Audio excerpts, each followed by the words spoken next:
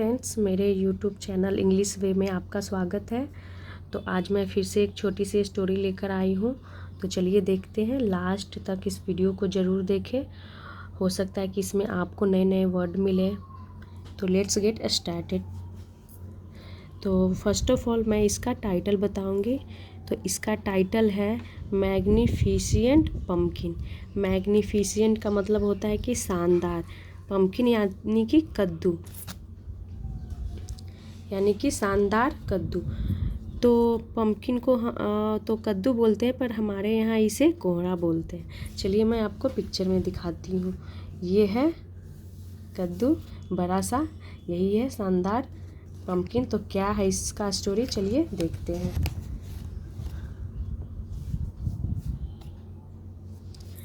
In a kingdom lived a very hard working farmer named किशोर।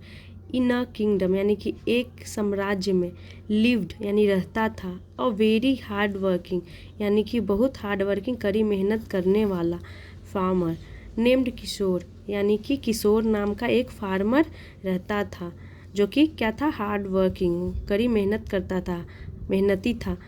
तो यहाँ पे इसे देखिए, इसे हम फार्मर प्रोनाउंस करेंगे, इसे फार्मर ऐसे नहीं प्रोनाउंस करेंगे।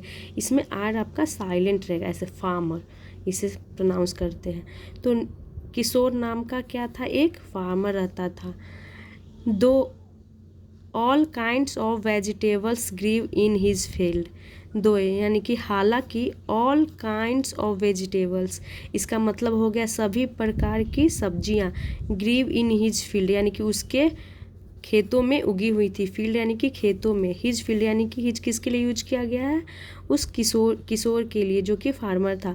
तो उसके फील्ड में बहुत सारे सब्जियां उगे हुए थे। Kishore was greatly fascinated by pumpkins. Kishore था वो ग्रेटली फैसिनेटेड, वो क्या था, वो बहुत ही ज़्यादा, काफ़ी फैसिनेटेड यानी कि आकर्षित था, बाय पम्पकिन्स यानी कि जो पम्पकिन्स थे उसकी तरफ वो ज़्यादा आकर्षित था। वैसे तो उसके खेत में बहुत सारे सब्जियां थे, पर जो वो पम्पकिन्स थे तो उसकी तरफ वो ज़्यादा आकर्षित था। फैसिनेटेड यानी कि आकर्षित। तो यहाँ पे फैसिनेटेड हमारा एडजेक्टिव हो गया। He would put extra efforts on their production. He would put यानी कि वह कुछ किया करता था। तो हम वुड का यूज करते हैं और यूज टू का भी यूज कर सकते हैं।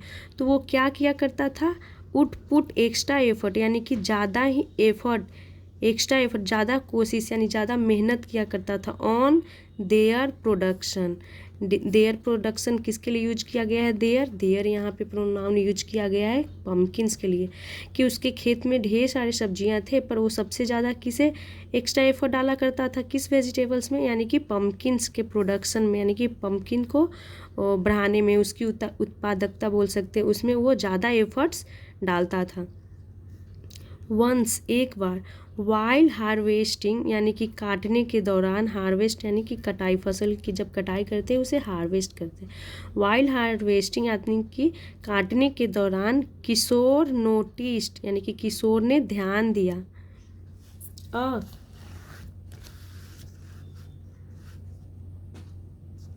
अ पम्पकिन यानी कि एक पम्पकिन पे यानी कि कद्दू पे, that was extra ordinary big in size यानी कि उसने क्या ध्यान दिया, पम्पकिन, एक पम्पकिन पे जो डैट वाज यानी कि जो था, एक्स्ट्रा ऑर्डिनरी जो कि क्या था, extra ordinary, big in size जो साइज में कुछ ज़्यादा ही बड़ा था, असाधारण, मतलब कि वो जैसे कि सारे जो कद्दू थे ना उससे अलग था, वो एक्स्ट्रा ऑर्डिनरी साइज में बड़ा था।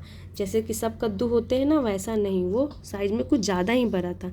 ही जम्प्ड उसने उछला, विथ जॉय तो वो उसने जंप किया खुशी से, विथ जॉय यानी कि खुशी से।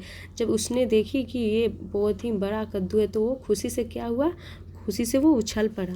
Wow, I must give this pumpkin to our kind king यानी कि आई मस्ट गिव, मुझे ज़रूर गिफ्ट करना चाहिए, पम्पकिन यानी कि कद्दू को, to our kind king. Kind यहाँ पे हमारा एडजेक्टिव हो गया, क्योंकि किंग के बारे में एक्स्ट्रा इन्फॉर्मेशन दे रहा है कि कैसा किंग, तो काइंड किंग यानी कि दयालु किंग। तो उसने क्या सोचा, इतना बड़ा कद्दू देखा तो उसने सोचा कि इसे राजा को गिफ्ट करना चाहिए।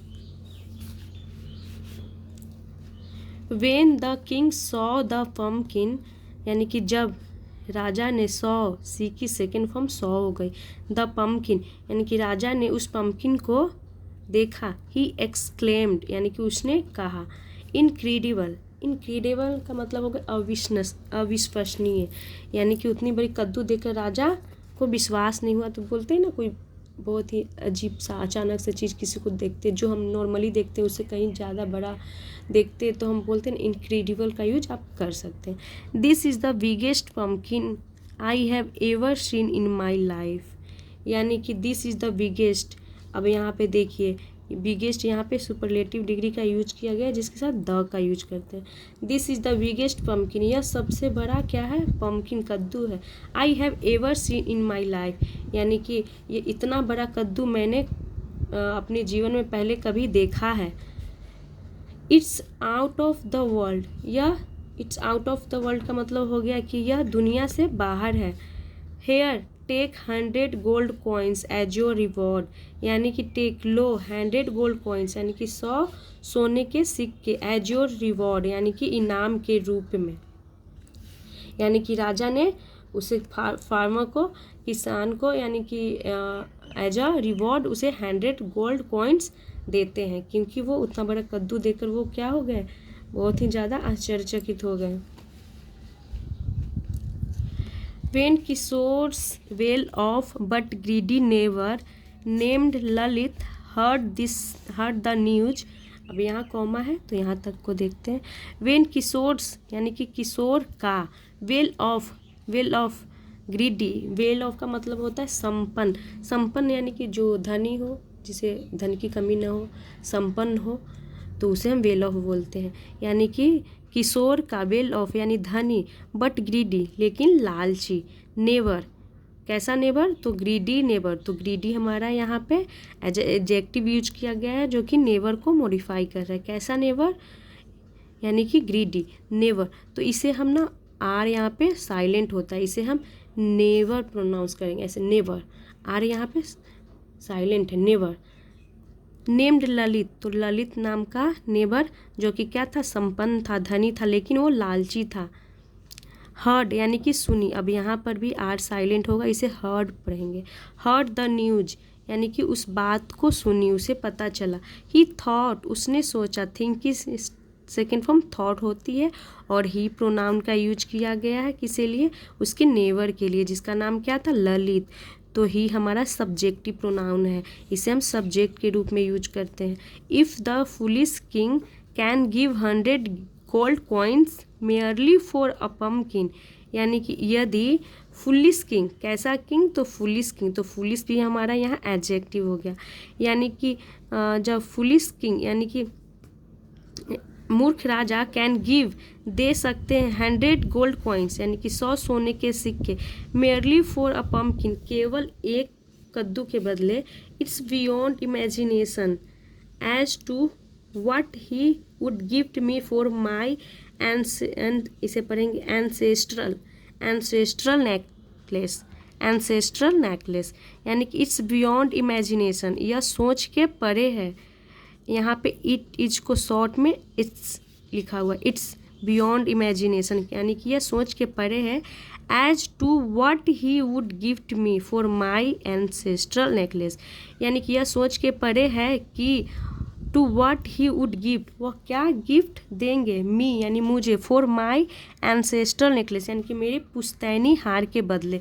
एंसेस्ट्रल का मतलब होता है पुश्तैनी, पुश्तैनी जो यानी कि पूर्वजों का जो होता है ना, पहले का, तो हम बोलते हैं ना यह मेरा पुश्तैनी मकान है, तो वैसे ही यहाँ पे एंसेस्ट्रल यानी कि पुश्तैनी नेकलेस, यानी कि वो क्या बोलता है, क्या इमेजिन कर रहा है कि अगर राजा एक पम्पकिन के बदले उसे 100 सोने के सिक्के दे सकते हैं, तो मुझे एक पुश्तैनी नेकलेस के बदले क्या देंगे, अ बॉक्स फुल ऑफ डायमंड्स, यानी कि क्या इमेजिन करता है कि अ बॉक्स यानी कि एक बक्सा बोल सकते हैं, फुल ऑफ डायमंड्स यानी कि हीरो से भरा हुआ, वह यह इमेजिन करता है।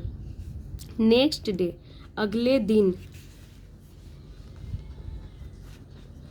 वेन ललित प्रेजेंटेड, जब ललित ने पेश की, प्रस्तुत की, द नेकलेस यानी उस नेकलेस हार को, टू द किंग राजा को, ही एप्रिशिएटेड, उन्होंने प्रशंसा की, यानी कि राजा ने ही, राजा के लिए, किंग के लिए यूज किया गया। Ended it's a masterpiece, ended यानी कि वास्तव में, इट्स अ मास्टरपीस यानी कि यह मास्टरपीस है, यह अनोखा है, यूनिक है, बहुत ही विशिष्ट प्रकार का है। यू डिजर्व यानी कि तुम डिजर्व करते हो, an award that matches it's uniqueness यानी कि तुम डिजर्व करते हो एक उपहार। नो गोल्ड, प्रीशियस स्टोन्स और डायमंड्स कैन डू डैट। अब यहाँ तक पढ़ी, अब इसका पूरा मतलब समझ में आया, देखिए मैं बताती हूँ।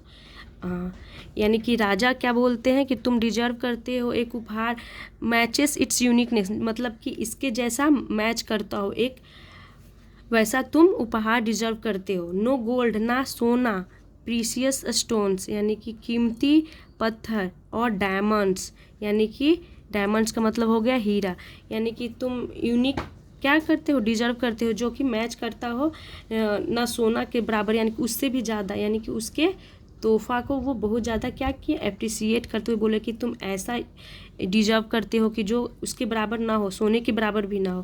प्रीसियस स्टोन्स यानी कीमती पत्थर, और diamonds can do that but the pumpkin यानी कि ना क्या मुकाबला नहीं कर सकता, ना हीरा कर सकता है, ना प्रीशियस स्टोन्स कीमती पत्थर, और ना ही सोना कैन डू डैट यानी कि कर सकता है मुकाबला, वो इतने ज़्यादा उसे मास्टरपीस बताते हैं। बट द पम्पकिन यानी कि कोहरा को वो क्या बोलते हैं, सॉरी कद्दू इसे बोलते हैं, हमारे यहाँ इसे कोहरा बोलते हैं, इसीलिए मेरे मुंह पे कोहरा आ जा रहा है बार बार, तो इसे कद्दू बोलते हैं, पर आप बताएंगे आपके यहाँ इसे क्या बोलते हैं। तो वो क्या बोलते हैं, यानी कि पम्पकिन कोहरा को उससे कंपेयर करते हैं कि ये इतना अच्छा मास्टरपीस है कि तुम्हें अवार्ड मिलना चाहिए एक यूनिक, ना सोना ना चांदी ये सब बोलते हैं कि ना हीरा ना पत्थर, यानी कि पम्पकिन को वो ये करते हैं उससे कंपेयर, इतना मास्टरपीस है कि तुम्हें पम्पकिन जैसा एक क्या चाहिए, मास्टर डिजर्व अवार्ड।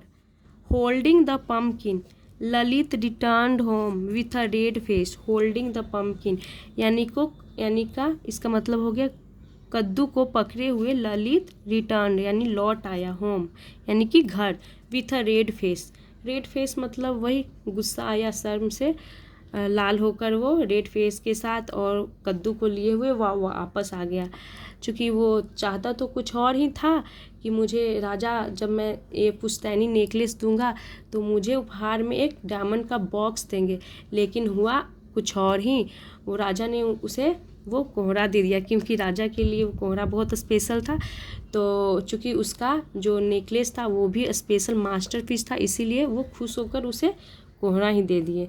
तो ये थी आज की स्टोरी, आई होप आपको अच्छा लगा हो। थैंक्स फॉर वॉचिंग, और ऐसे ही वीडियो पाने के लिए मेरे चैनल को ज़रूर सब्सक्राइब करें, और आपको अगर ये स्टोरी अच्छी लगी हो, मेरे पढ़ाने का तरीका अच्छा लगा हो तो लाइक ज़रूर करें।